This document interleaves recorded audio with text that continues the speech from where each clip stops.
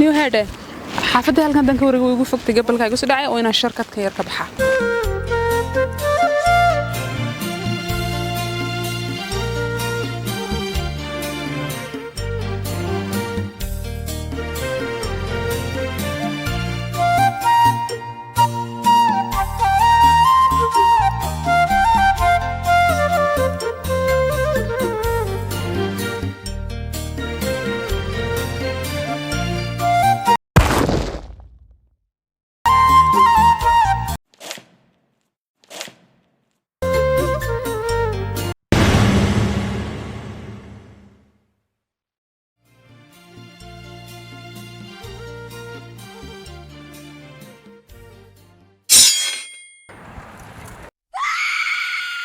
hamarin goob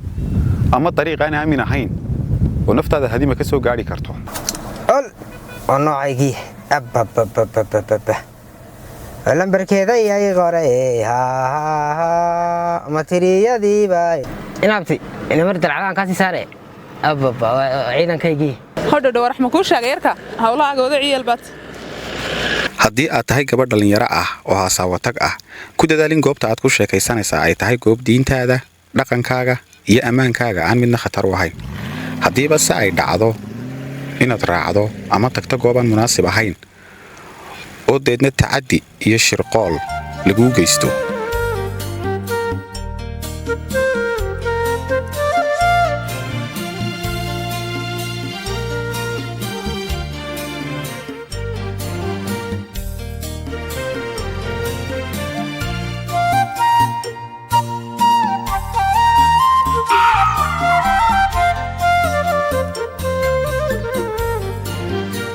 marna hooy ma fulin waxa igu dhacay waxa shirqool leeymaligay amrugoon hooyo xuquuqdaada wad helaysaa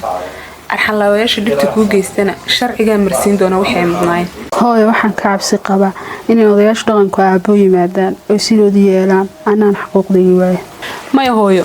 aabaaban kalsooni ku qaba marna lagama yaabo haday yimaadaan inuu ka aqbalo haddana mar hooyo inta kiisku ugu bixiyay aan dacwadeena bilowno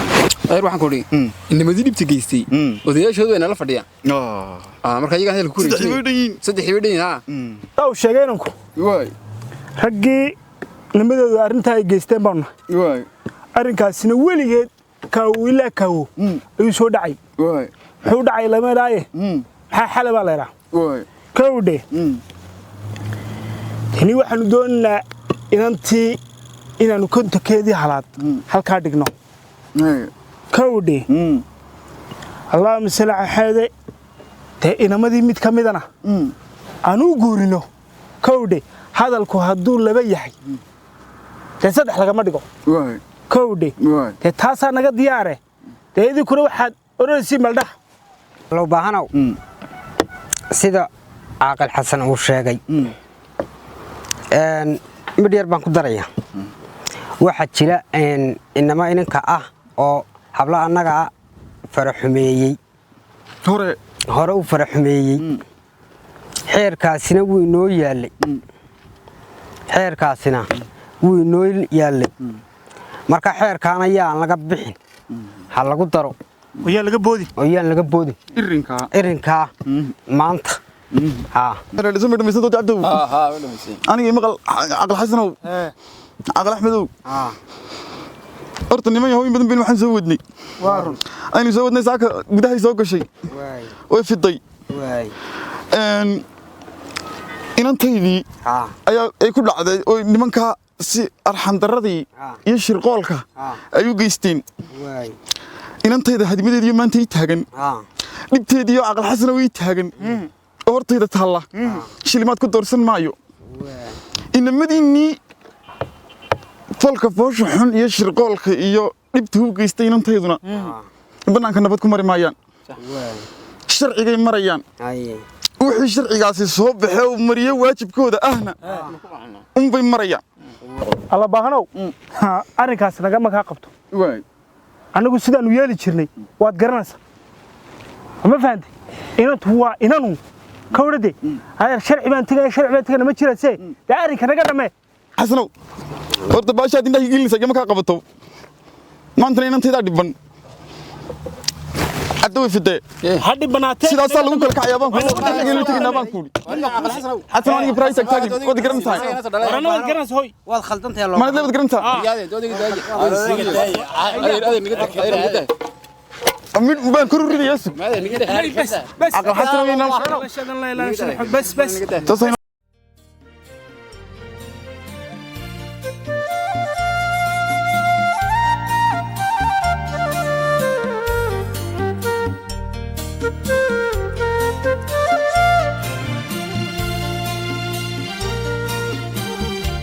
soo dhawo walaal magacaygu waa Asma waxaan kamid ahay shaqaalaha xarunta Baahikoob oo ah xarun loogu shaqeeyo dhibanayaasha tacadiga kufsiga soo gaadho waxaan bixinaa adeegyo iskugu jira kaalmeyn caafimaad iyo mid nafsiyeed sidoo kale waxaan bixinaa la talin sharci haddii uu qofku raali ka noqdo dadku laba siyaabood way noogu yimaadaan dadka qaar garan la meel ay u kacaan kuwaas oo anagu caawino oo anaga noo yimaada iyo sida adigoo kala hadda oo aad ka timid CID-da oo laga bixiyo warqadda ee qofka dhibanaha lagu baadhay waxa inta xigta in dhibanaha loo soo gudbiyo xarunta Baahikoob halkaas oo ay joogaan shaqaale u tababaran la tacaamulka iyo la dhaqanka dhibanaha tacadiga kufsiga loo geysto kadib xafiiska Baahikoob ayaa wuxuu jawaabta ku celin doonaa xarunta CID-da xarunta CID-duna waxay geyn doontaa xeer ilaalinta haddaba gabadhay haddii aad la kulanto tacadi waa inaad degdeg u tagtaa xarunta CID-da ama xafiiska Baahikoob si inta tacadiga lagula kacay uu dushaada uga muuqdo loona hubsado dhab ahaanshiyaha kiiska kana taxadir inaad samayso wanjal